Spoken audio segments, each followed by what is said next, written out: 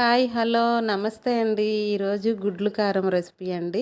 ఇందుకోసం నేను ముందుగానే 3 గుడ్లు తీసుకుని బాయిల్ చేస్తున్నానండి. అందులోనే కొంచెం సాల్ట్ కూడా వేసుకుని బాయిల్ చేసుకుంటానండి. దీనికోసం ఒక బౌల్ తీసుకుని కొంచెం కారం, కొద్దిగా సాల్ట్ తీసుకుని అందులో కొంచెం వాటర్ కూడా వేసి బాగా కలుపుకుంటానండి.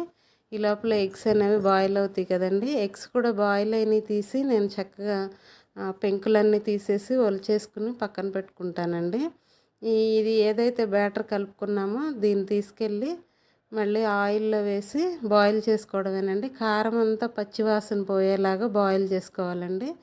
ఈ ఉడికించిన గుడ్లని నేను పెంకులు తీసేసి ఆయిల్లో వేసి ఇలా కొంచెం లైట్గా వేయించుకుంటున్నానండి. ఇలా గోల్డెన్ కలర్ వచ్చేలాగా లైట్గా వేయించుకోండి.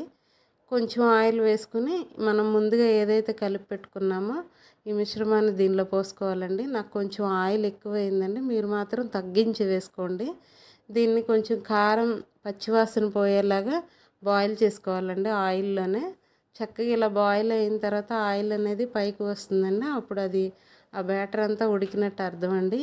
ముందుగా మనం ఏవైతే ఎగ్స్ వేయించి పెట్టుకున్నామో ఆ ఎగ్స్ కూడా దీనిలో వేసి కొద్దిగా అలా కలిపేసుకుని డిష్ అవుట్ చేసుకోవడమేనండి.